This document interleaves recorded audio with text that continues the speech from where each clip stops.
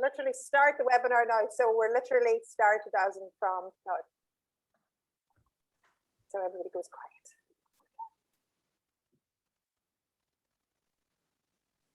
So good evening, everybody, and welcome to How I Got to Where I Am, a webinar this afternoon in conjunction with Foroige and Network. And we're just waiting on people to join us. And as they do, we will introduce all our fantastic guest speakers this afternoon. And Jane McLean from Foroige will also tell you a little bit about what's happening with Foroige and Network. So we'll just wait till you get settled and let you all arrive in. And we'll move on then. It's going to be very much a relaxed, fun event. Nobody's stressed on this end. As Nikki from Yes Chef says, stress is for tires and submarines. So definitely no stress here today. So yeah, this is just, as I say, a very relaxed event. So we just see people are arriving here. So we'll just give it a minute or two and then we will start.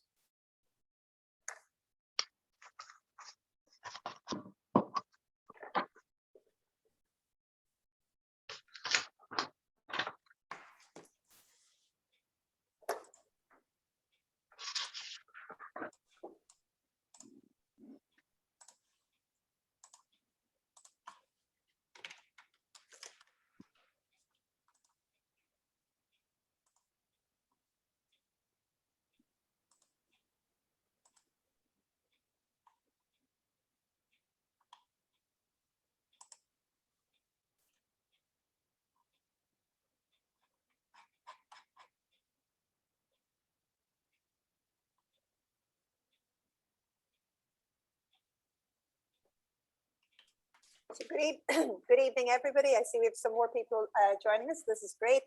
And we want to welcome you all. We're just still a little bit shy of 5:30, so we'll just give it another few moments. And we're delighted to welcome you all here tonight to How I Got to Where I Am. And How I Got to Where I Am, we'll be showing you the website now a little bit as well. It's a motivational platform that has been created by Meg, who's here with us this evening, and myself. And we invite everyone to tell their story. So regardless of what that story is, it's all individual and personal to each person. And tonight we have some fantastic people from the business community, from the work employment community, just wonderful individuals who have great stories to tell. They'll make us laugh, they might make us cry. We're in full control, we can boot them out. And you can just sit back and relax and enjoy their stories. And they're all nervous, believe it or not. I'm not nervous. No, we're all a little bit nervous because we want to make sure that this goes very smoothly for you all. And as I say, this is a new platform that Meg and myself are doing. So we want to make sure that you get full benefit of it and enjoy it. So we're just about to start. Seems to be very slow minutes. I think my watch was wrong. I think I started a bit early, but we have more people joining us all along, which is great. That's fantastic. So again, we have with us this evening Garvin Walker from Foroige. We have Joe Daly, who owner of Key West Restaurant and is president of Donegal Women in Business Network. We have Michael McGettigan, who is the owner of Yes Chef Catering, and we have Sinead Smith, who has many wonderful titles. But is a fantastic, renowned artist. We also have Meg O'Gara from Magnificent Creative and myself, Evelyn from Evelyn Marketing. And between us, we are How I Got to Where I Am. And we have Jane here from Foroige and Network. So again, everybody, you're welcome. There are people joining us, but we will go ahead now and start. So first of all, I'm going to pass you over to Jane McLean from Foroige and Jane is going to welcome everybody and we'll move on. Jane, you're very welcome. Thank you very much, Evelyn. Welcome everybody, and thank you all for tuning in this evening. I am delighted to be part of this event. I'll just say a few words around NFTE and what NFTE is. NFTE stands for the Network for Teaching Entrepreneurship. It's a world recognized youth entrepreneurship, education and prevention and development program for young people experiencing disadvantage and adversity in their lives. So NFTE has shown to improve business and academic and life skills for young people and enhance their goal setting and aspirations. So NFTE came to Ireland in 2004 and is managed by Foroige. There are 10,000 young people that came through the NFTE programme during the COVID pandemic from 23 counties in Ireland. So these young people are coming through schools, youth reach projects, and Foroige youth projects like yourselves, doing NFTE within these centres. So we're growing every year. I suppose we wanted to work with Meg and Evelyn and our fantastic guest speakers here tonight to provide some insight into overcoming challenges and to give some hope in an uncertain time for young people. You've all proven to be so resilient and so strong in such a challenging time and a challenging year for you all. And I suppose that's part of your story. I'm really interested and looking forward to hearing the guest speakers and where their stories have taken them in relation to overcoming challenges. So we really hope you enjoy it. And thanks again for being part of this event this evening. Thank you, Evelyn. Great, Jane, that's fantastic. So as we said, this is hosted this evening by How I Got to Where I Am, and that's an inspirational and motivational website with local community and business leaders who started off with limits yet succeeded against the odds. And I suppose everybody has a story. I'm going to introduce you now to Meg O'Gara, who is going to briefly introduce herself, and then we'll get started with interviewing everybody. Anybody that is attending that has a question, please pop it in the chat. This is a very relaxed, laid-back event, and so we hope that you'll enjoy it, feel inspired, motivated. I know I certainly am. Every time I speak to any of these guys, there's always a sense of, well done, how did they do that? How did they get to where they are? So Meg, if you would like to say hello there. Thanks, Evelyn. Yeah, so welcome everybody. My name is Meg O'Gara. I own a business called Magnificent Creative because I am a big fan of puns, where I do creative graphic design, illustration, web design, and some digital marketing. But Evelyn and I have decided to collaborate on this project because we feel so passionately that it's so important to have a stage in this audience for people in sharing that inspirational journey of where they've come from and how they've done what they've done and gotten to the point that they're at in life. So we're really excited to present this first event for How I Got to Where I Am. And yeah, we're really delighted you could join us. Brilliant, that's fantastic. And Meg herself has had lots of experience and lots of journey. She's a mum of 3 small sons. I was a stay-at-home mum myself before I set up my business. So we have a sense of story, and we have a sense of that everyone has a direction that they're going to go in, and sometimes they're not even sure. And I know as a stay-at-home mum for 20 years, I never thought that I'd be sitting here doing this. So it just shows you direction and journeys as they go. So the format is quite simple. We're going to introduce you now to our 4 speakers, and each one of them are going to tell you a little bit about themselves. And then we're going to have a question and answer with each one of them. And then where the floor will be open to you asking any questions that you want. So we're going to start off just by asking each one to introduce themselves and tell a little bit of their story, so it'll give you a sense of who they are. So I'm going to start off with Sinead Smith. So Sinead Smith is a renowned artist, educator, mum, and has some very exciting plans in the future. So Sinead, we'll just let you introduce yourself and tell us a little bit about your story. Thank you, Evelyn, and thank you for the invitation to speak this evening. It's a pleasure. I'm very nervous, but anyway, I'm a self-taught artist and educator and counsellor. I currently have work exhibited in Mumbai in India, Paris, and with the Institute of Fine Art in Athens. And I've shown my work with the Royal Ulster Academy of Art, which is a big coup for me as a self-taught artist. I've worked for the Turner Prize as well, which on their education and learning team. So yeah, that's a little bit about me.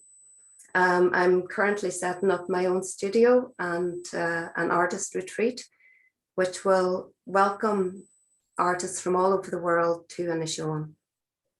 Brilliant, that's fantastic, Sinead. Thank you. That's what I'm going to just mute you there.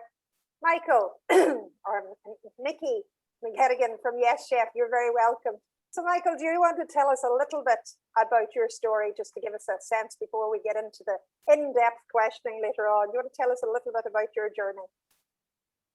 And sorry, Thanks, Evelyn. before he does, I want to tell you a funny story.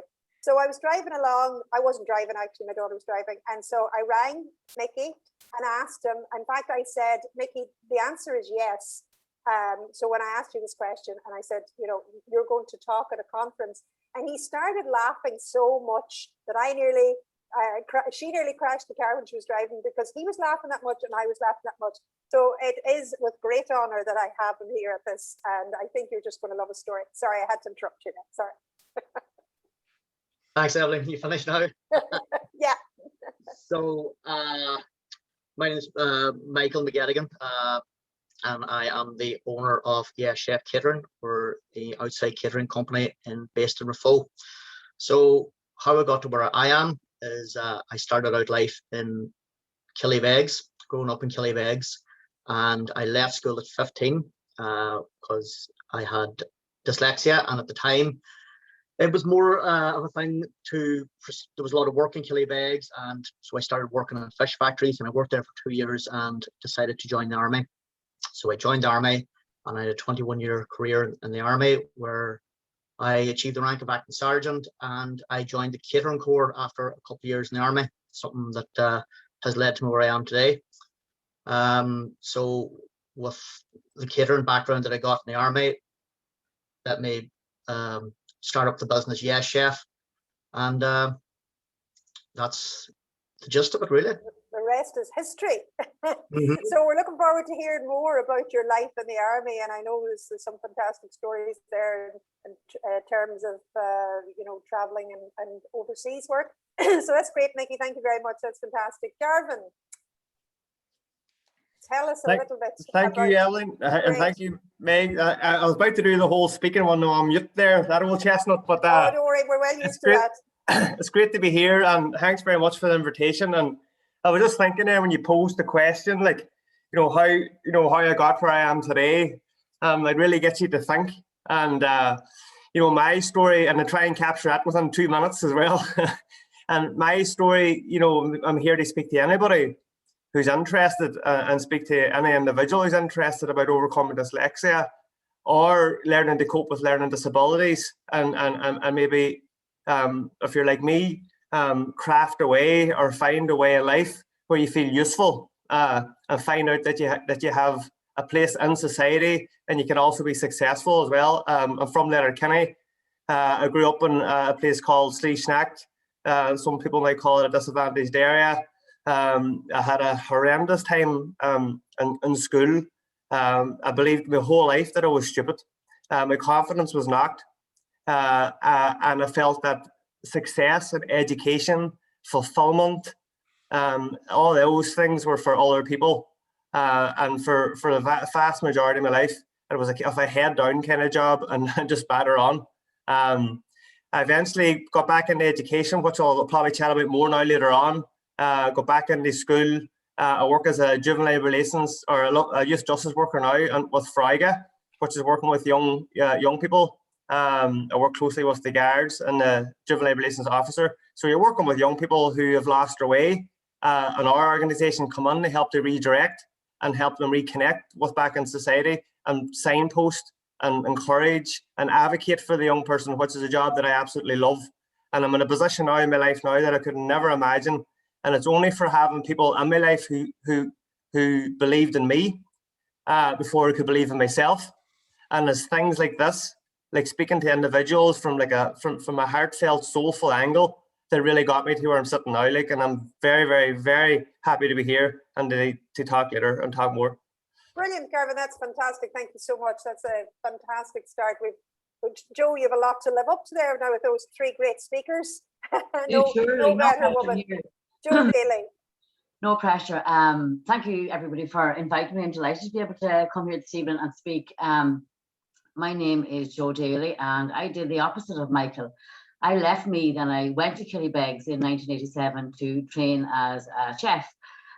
Loved the college life down there. It was, you met great friends that you have, and I still have to this day. roll on a couple of years, I was 22 and I found myself pregnant up here in Donegal. I knew the relationship wasn't the one for me, so I got out of that relationship at 5 months pregnant. And I just want to say to you guys, no relationship is better than being in a bad one before I move on. I had my little boy in the January of 1991, beautiful boy. I knew at that stage that I was, you know, in this on my own, and that I was the one that was going to have to provide for him at 22.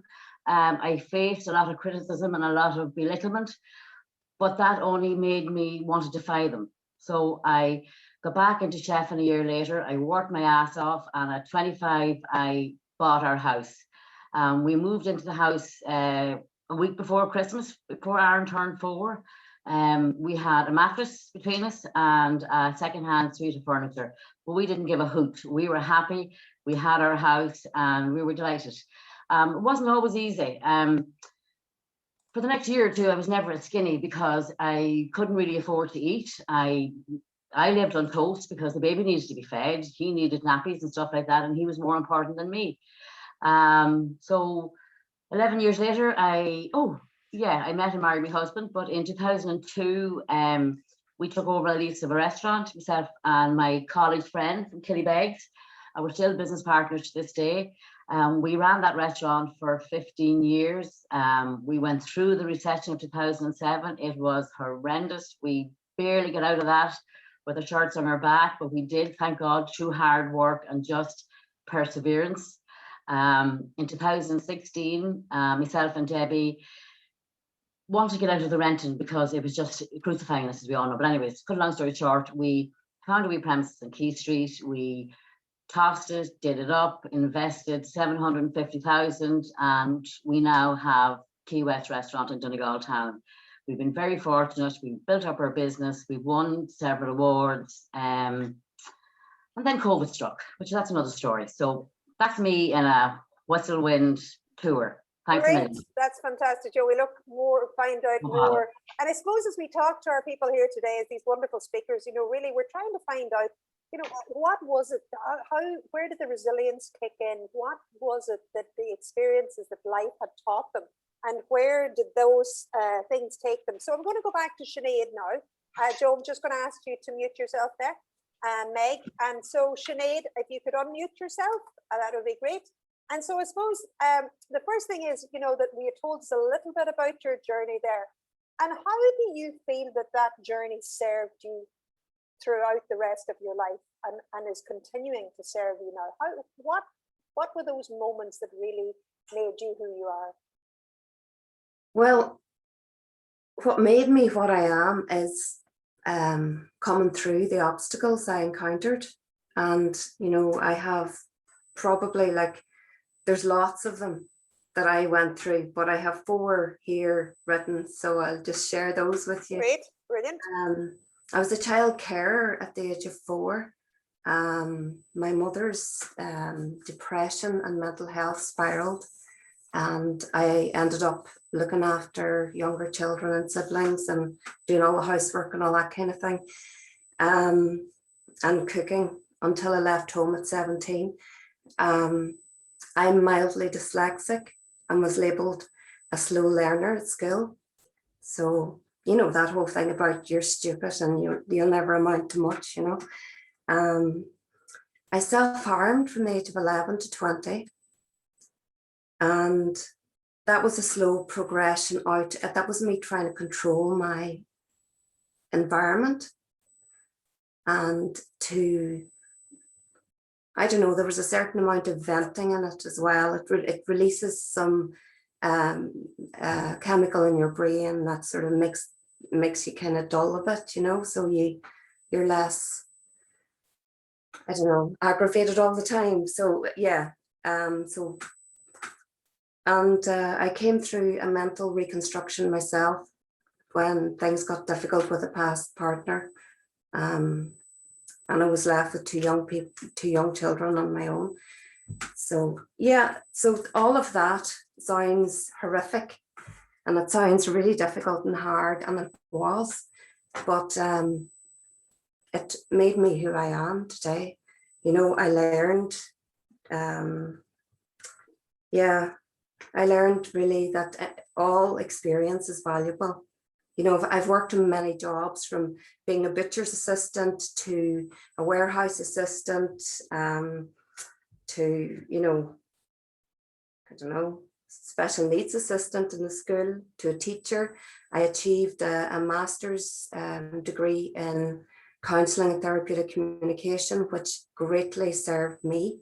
I did it over 3 years, which allowed me with the dyslexia to work through the qualification really well. And so I think really all the challenges that you go through in your life will amount to some huge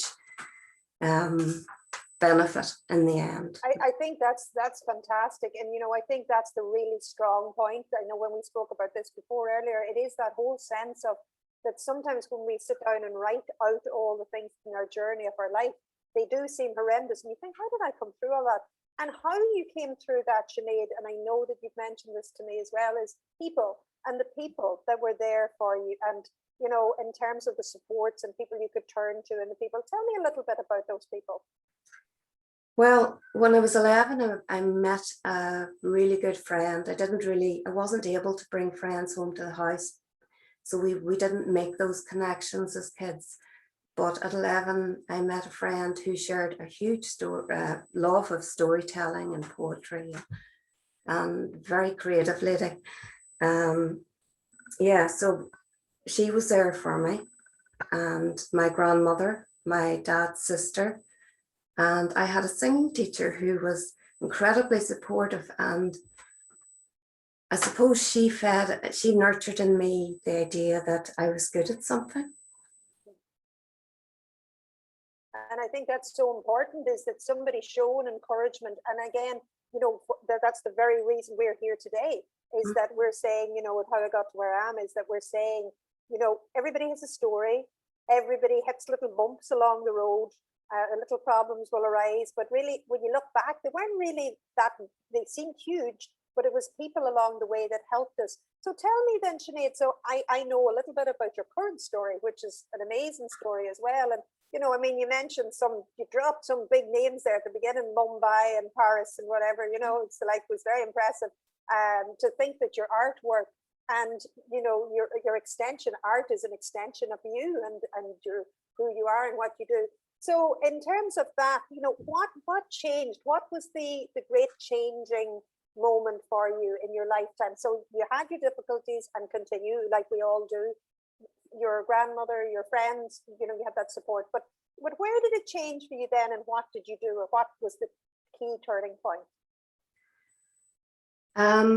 A German lady who was studying veterinary moved into the house next door as an exchange student, and she offered me an au pair job in Berlin when I was 17, and I went. That was you know, the big change, you know. I learned how to communicate better with people. I learned that people liked me, that I was funny. You know.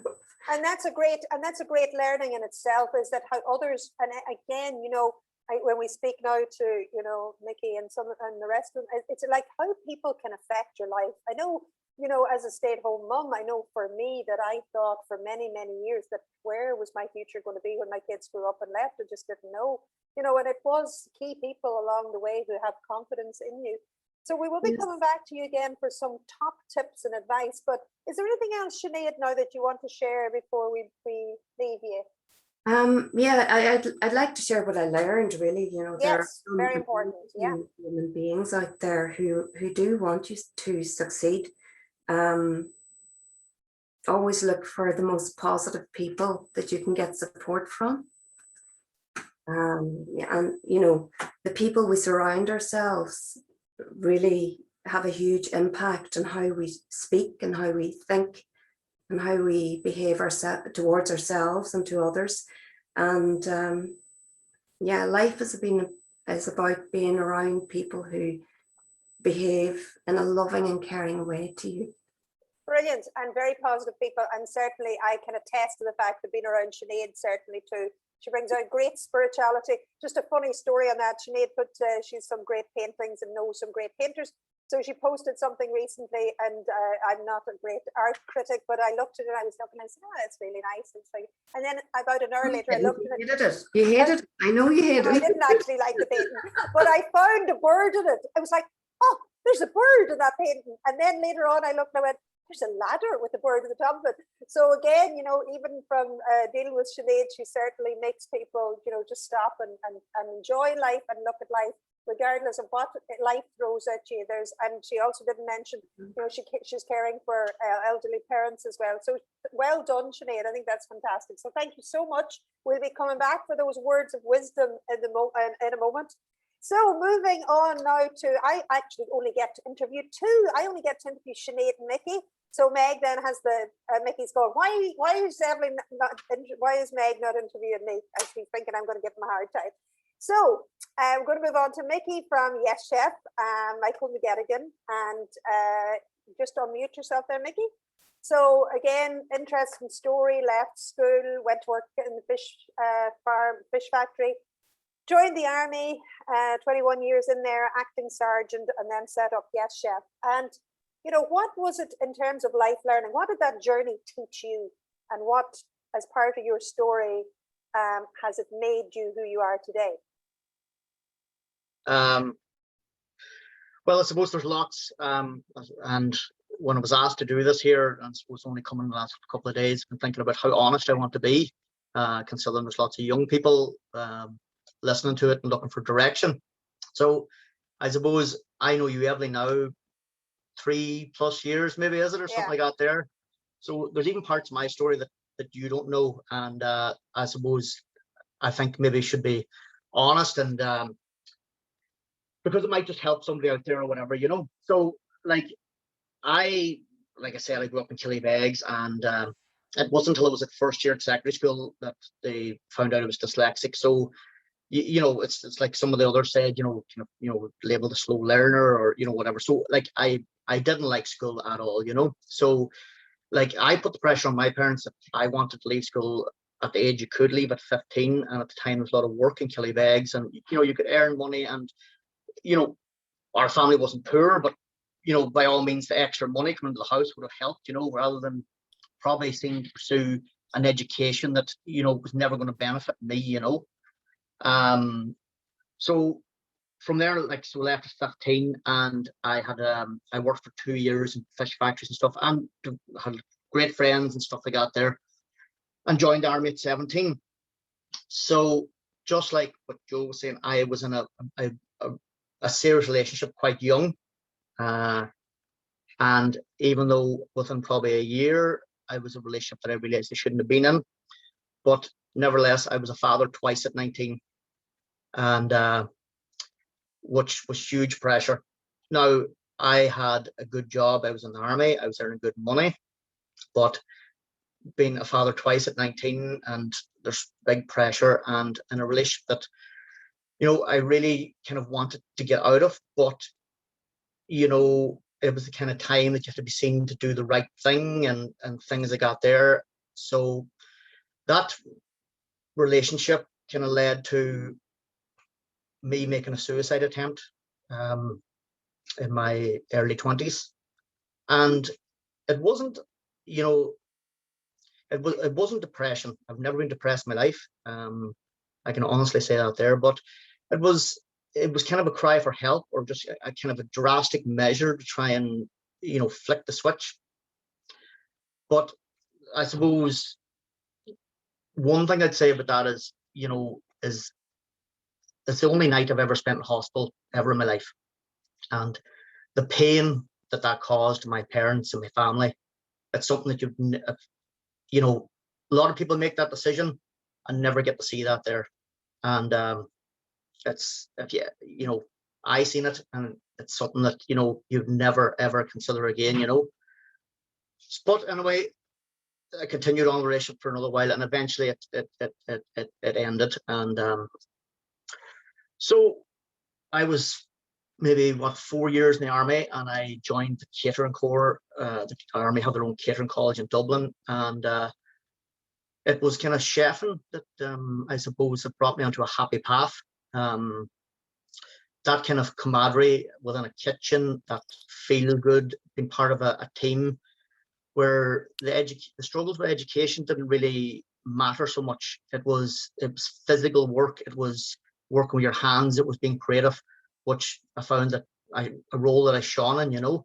And then with being in the kitchen, I met my now wife, who was a chef, or is a chef, I suppose. She's a stay-at-home mother now, but and that as well also was being the chef and meeting Tara just brought me onto a happy time, you know. I loved my time in the army. I loved catering, and I was always ambitious. I always thought that I would start my own business. And with about 3 years left to go in the army, I set up Yes Chef, me and another guy in the army, and it became it got bigger than we thought it was going to be very quick. So Andy left the army, he had his time done and went full time, and I was kind of part time, and then so we had my 21 years done.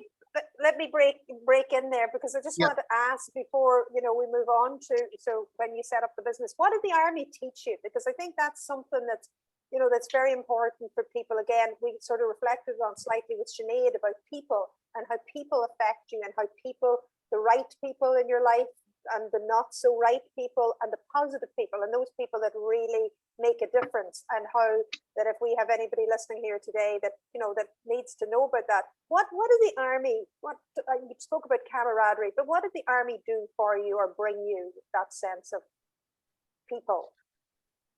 Well, yeah, I suppose the army's full of different communities within the army, I suppose, and so maybe within my first 4 years of being a soldier on the ground type thing, I still didn't find my way, and maybe I wasn't really a great part of that army community. But it's when I started cooking, all the rest of the chefs, the kitchen and stuff, you find your own place. You're kind of at that, so like lifelong friends there. But the army is a great opportunity for people. I would never put anybody off joining the army. I think it's great. It teaches us so many things, and there's great opportunities. Different medic, electricians, mechanics, chefs, whatever, and it's paid education. So. In terms of, I know that you mentioned, you were overseas, and all of those life experiences that you had, and that's. It's fantastic that you had that learning through that with those people. So, and Mickey, tell me then, so 21 years in the army, then the next step.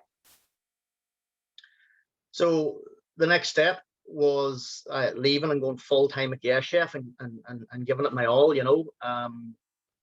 whereas before in the 3 years of having Yes Chef and still being in the army, it was just trying to being able to sustain both jobs.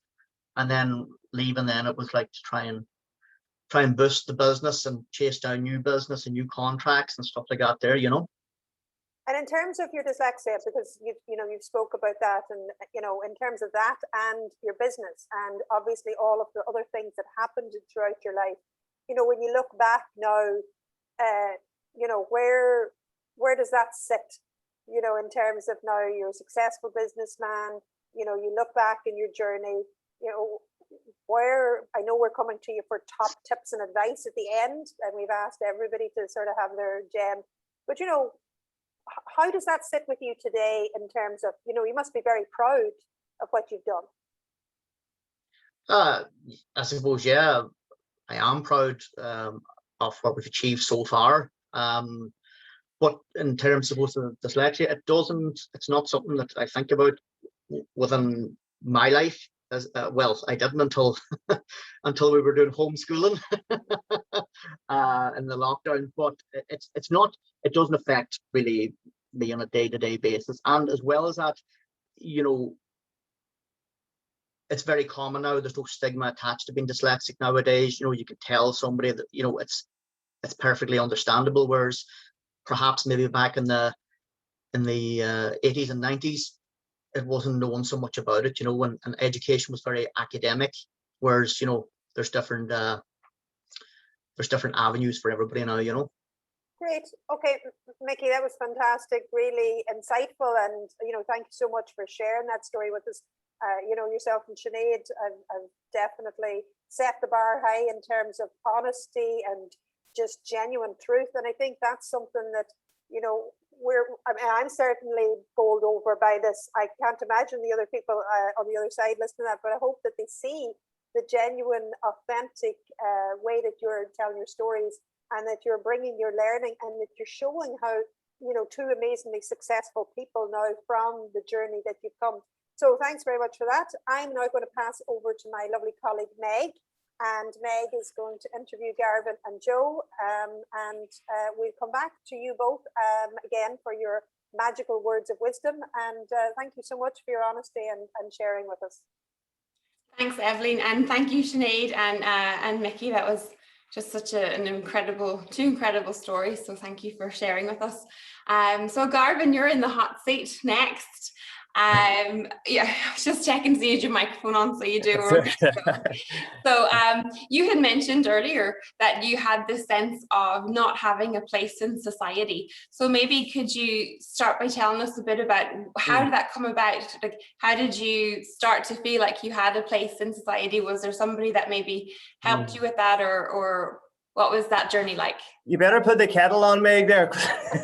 I've got the timer here. But it's great being part of things like this, and when people chat from the heart, they're speaking to another person's heart. You can hear it a different way, and there's a lot of talk out there now about mental health and it's okay not to feel okay and all that. And I feel like these conversations are warranted and needed as well too.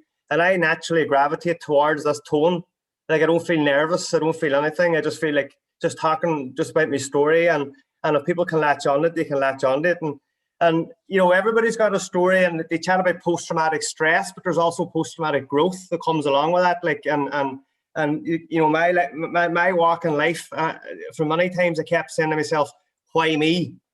Why me? Why me? And then a very wise friend of mine said, why not you?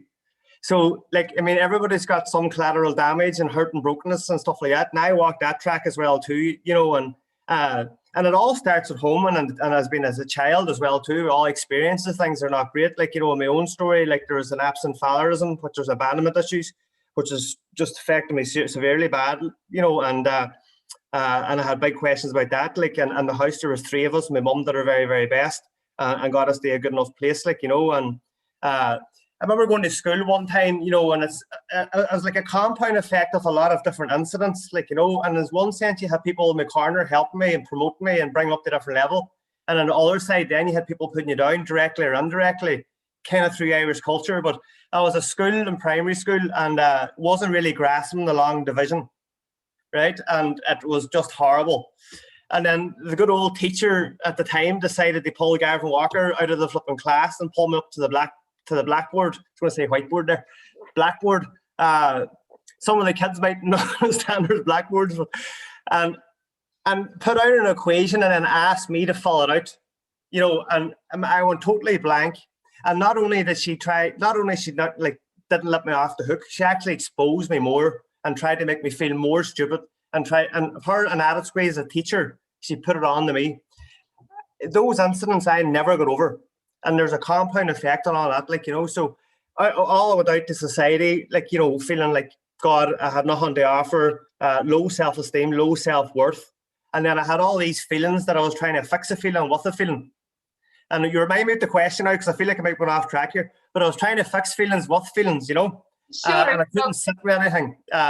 So if you could tell us then, what was the turning point? How did you change that, or was there somebody that you connected with that helped you move beyond that? Well, you have to stop. Like, in many ways, you have to get to a point. Like, in our youth work now, sometimes the conversation is, when does the work kick in? Is it after 18? Is it between 8 and 24? Is it 12 to 18? Like, there was a point where I said to myself, like, I had to stop avoiding feelings, and I had to start feeling feelings. And I went off to the LOIT. There's many different incidents, but at 25 years of age, I made a few big life choices. I decided to live a life of abstinence and got into sobriety and things like that. And that's a whole different conversation. but there's one person who tapped me on the shoulder and says, Gavin, you know, you can be more than you are. And that was just like a turning point. I couldn't believe this person was saying that to me. Now there's a big context behind it, but I went to the LYT and I did an assignment. And to me, it was just brilliant. Like, I had a pen in my hand and I was shaking, like when I was writing. I couldn't believe that I was even holding a pen, like me holding a pen. What am I doing holding a pen? Like, what am I even doing in the classroom? Produced this assignment to the lecturer, and the lecturer handed it back to me, and later on and says, Gavin, I can't read it. I can't read it. And I appreciated her honesty, because she didn't flower it up or nothing. She goes, but I can tell that you're bright. We need to get you the help and we can move on. Are you ready now to go on a journey? And since that point then, I put my hand up and asked for help. And I've never been afraid to ask for help, because I know everybody needs it. Mm-hmm. And come here and tell us, Garvin, when somebody offered that help, that lecture in LYIT, how was that transition for you? Because it sounds like you'd gone from a place of really not being open to having help and, you know, being very, you know, one man on his own doing what he needed to do to survive, essentially. So how was that transition then to accepting the offer of help and taking it and taking the action? Was that something that you found easy, or have you any tips? Yeah, well, it's slow. Like, I mean, when you don't trust, when your trust is broke, it's very hard to let people in. And other people alluded to that as well too. Like, you know, you become very independent, if you want to call it that, but you feel like you're always an outside looking in.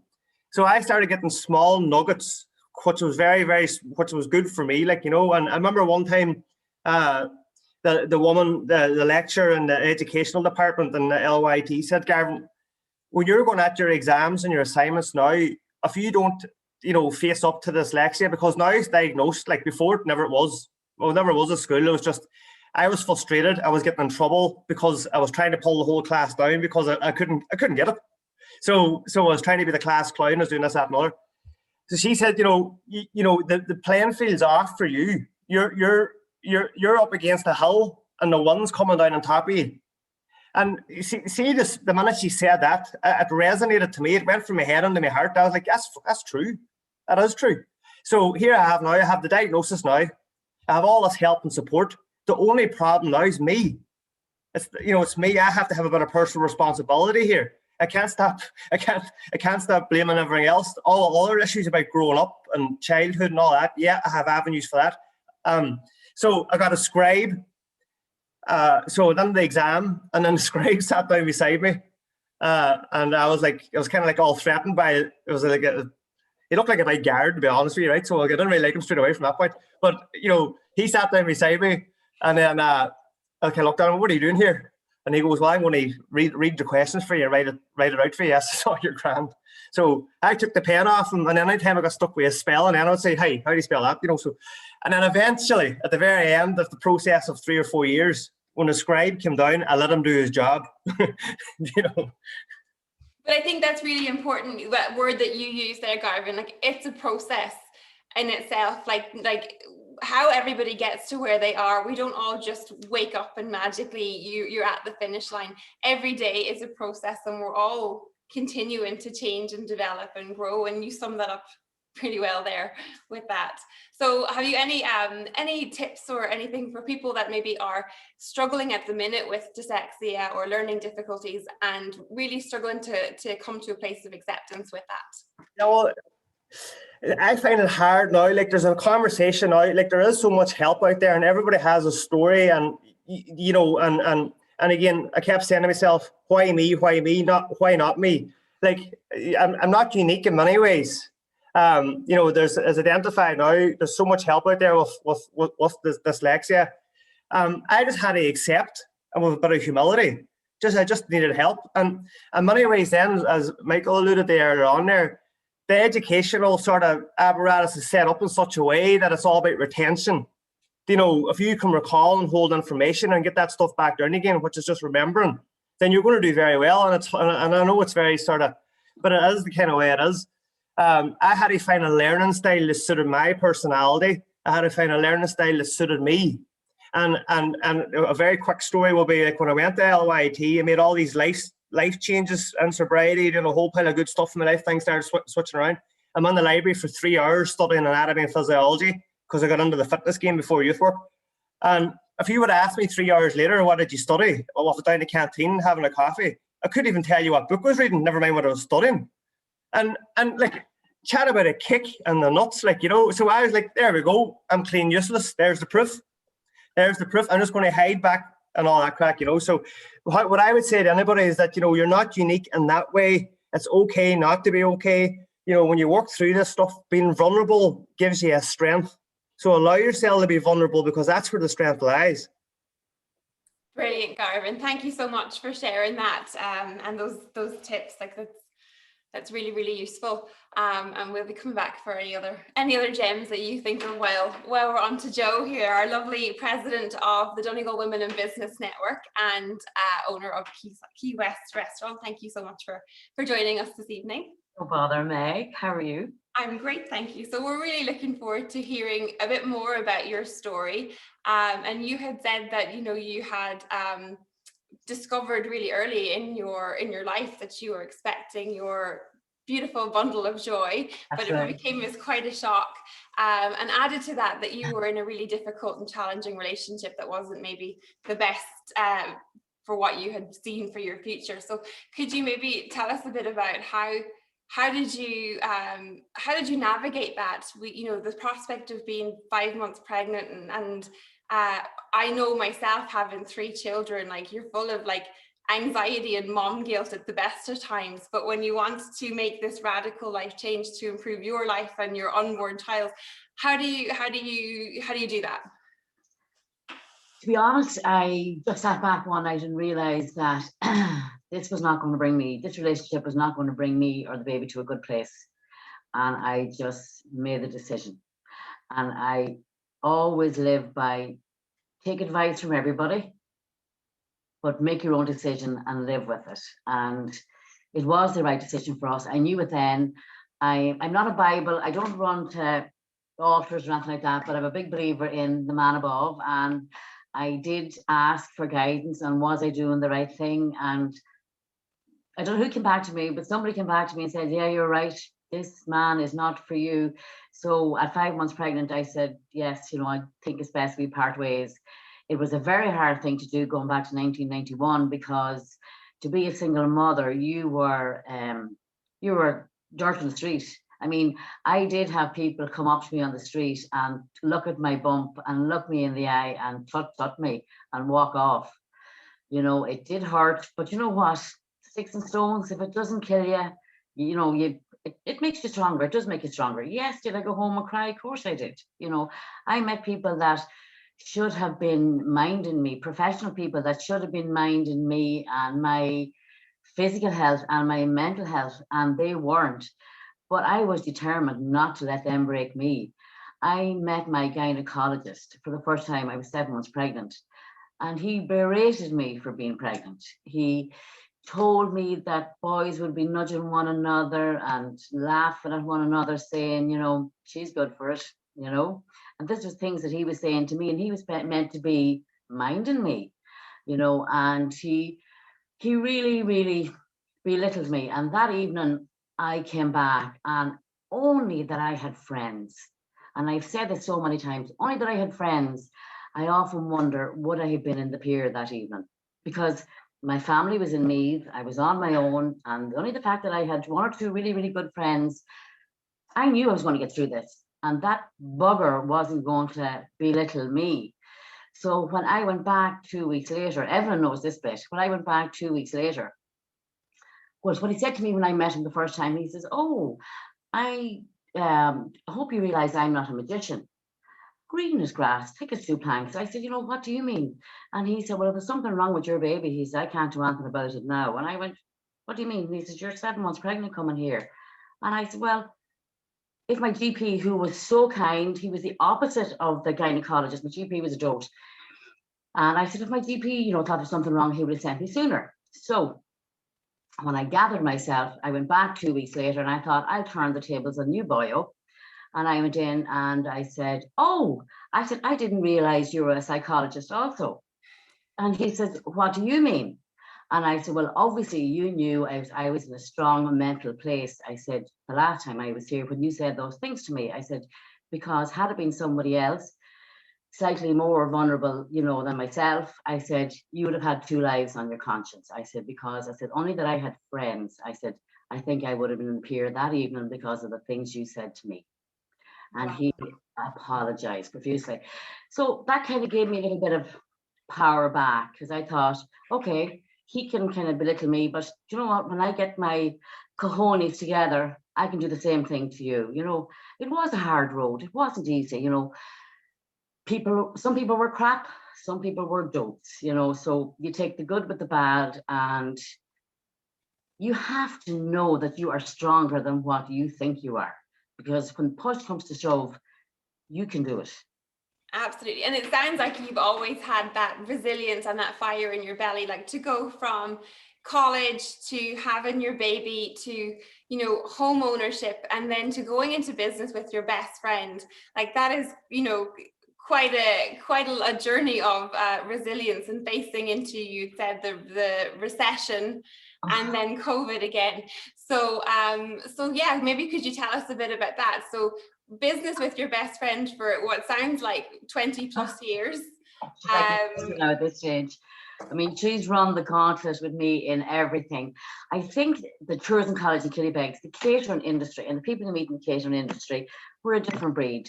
I mean, down in Killybegs, it didn't really matter whether you were a boy or a girl, as long as you could cook. And it was the same when you went into a kitchen. When I went on a different placement, I was the only woman, only girl in the kitchen with a crowd of men. But once they knew I could cook, I was one of them. I wasn't a woman, I was just a chef. So that was fantastic from that point of view. That did give you confidence in yourself, you know, that you could be a woman in a man's world, or a man in a woman's world. You know what I mean? Catering knows no boundaries as long as you can cook and you're not afraid of hard work.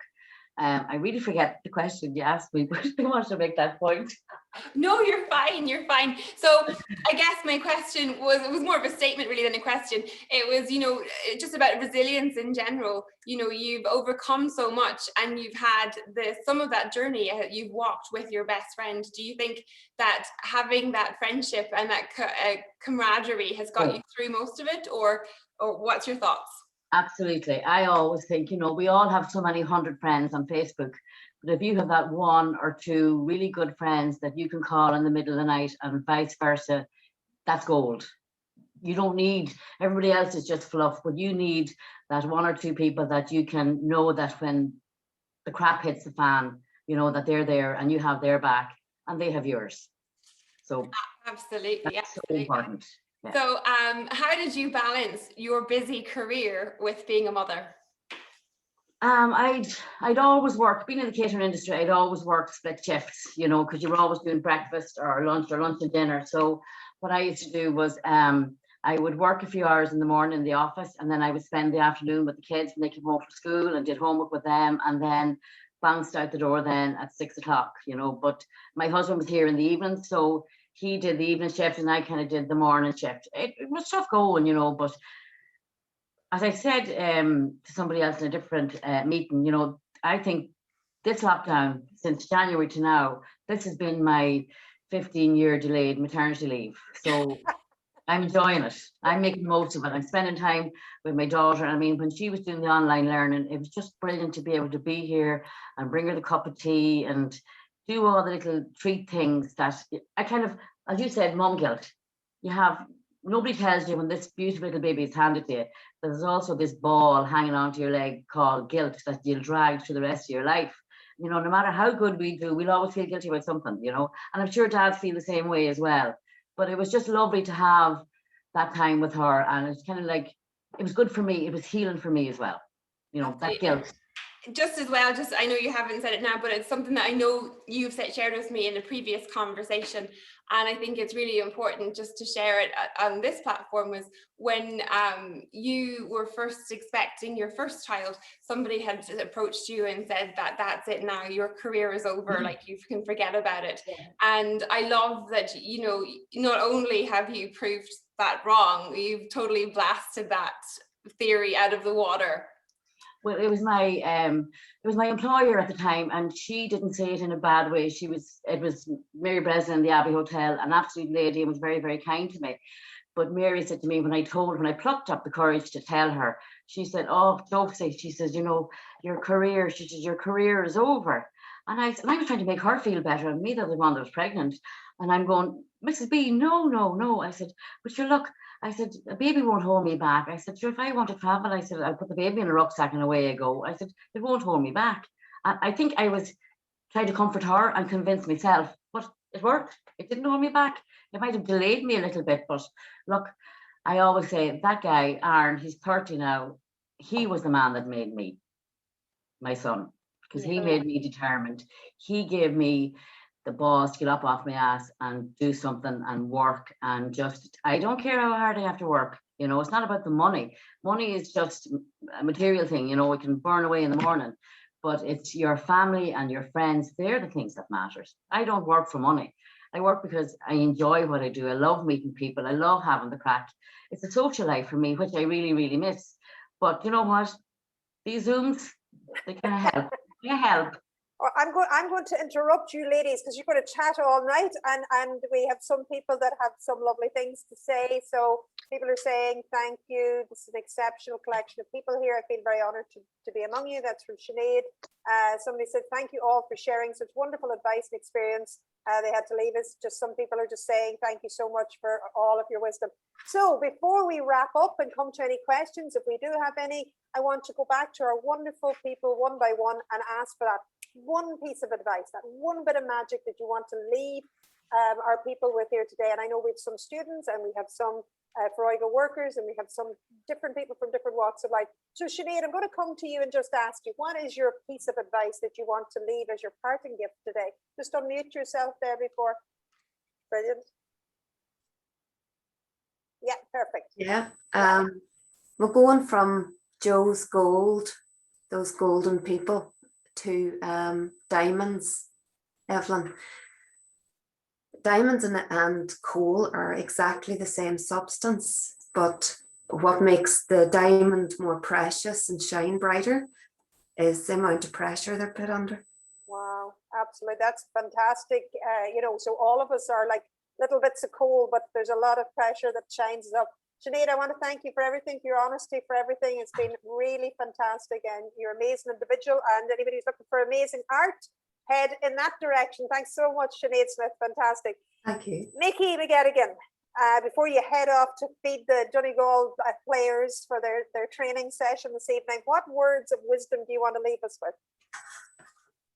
I suppose two things. Really, pick goals in your life and just be driven towards them. You know, take small steps to achieve it. You know, and I suppose, you know, everybody has different pressures in life. You know, and no matter how dark the darkest day, the next one's always brighter. Brilliant. Thank you so much for that. That's fantastic. And we really, again, appreciate all your honesty and just being here this evening. And, you know, as I say, Mickey laughed whenever I asked him to sit in a conference as his first as a speaker. And I think you've done an admirable job. I think I'm going to have to line up a few more for you now, Mickey. So I'm going to move. Yeah. So I'm going to move on to Garvin. Garvin, what words of wisdom do you want to leave us with? I feel a wee bit of pressure when it comes to this one, but you know, just chatting to anybody out there young, you know, and I'll put myself in that back bracket as well. But when you look around and you think other people have it figured out, they don't. And I've come to see that. I have a wild man for looking out and thinking they have it going on, they have it figured out. You know, I'm a father now, I have 3 kids, I have a mortgage, I have a car, I have a house, I have all that kind of stuff in place. And every day I wake up and think to myself, how am I going to get through this day? And what would an adult do? You know, and that I don't think that's ever going to change. And there's when I do things like this, there's always one wee thing I always end up saying, and I'll probably say it again now and I'll butcher it, but Michelangelo sculpted the statue of David. And someone had said to him, how did you manage that? And he said he chipped away all the marble that wasn't David till you found him. You know, and I think that when it comes to young people or people in general, you have to chip away the things that's not you. Get rid of the baggage. Have people in your circle. Have a fellowship. Have a support network. Have people around you. Don't push people away. Don't be resilient to where you're the point that you can do it by myself. I don't need anybody. It's very dangerous. And then bring people in and trust. That's fantastic, Garvin. Really brilliant. Thank you so much for that. Again, great honesty. And, you know, it's interesting how this event, how it all worked out. You know, I thought we were going to be talking about different things, but there's been an incredible emotional, raw honesty here today that, you know, will be a great testament. It's recorded and students of the future will see it, and it just will be a fantastic resource of honesty. And certainly Meg and I are very, very proud that how I got to where I am has brought it to this. And I think that there's a great even learning for us and how we're going to evolve our product and what we're going to do and what's about it.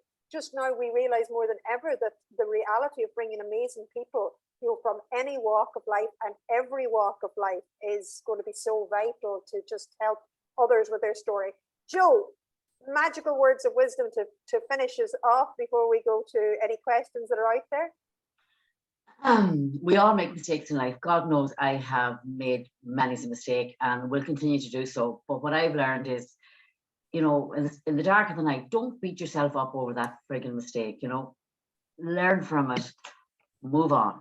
And I always keep moving, even if it's just 1 foot at a time. Keep moving forward. You know, there's an old saying that I remember back from, it was written in my practical cookery from Killybegs, you know, don't look back. There's only regrets in that direction. Keep moving forward, even if it's only bit by bit.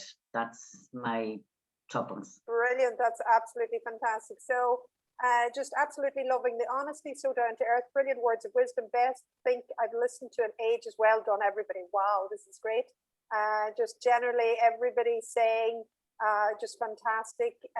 We have no questions in, so that's fine. That's not a problem. I think genuinely that this is something in terms of thoughts. And before I go over to Jane to just wrap it all up and thank everybody for all their hard work, I suppose one of the things I just want to say in terms of, you know, if there's a little word of wisdom that I've used, it's that sort of the inner critic. You know, there's a great book by Tara Moore, and she basically says that we should name our inner critic. And my inner critic is called Agatha. So every time I think I can't do anything, I go, Agatha, I've got this. I got it. I can do this.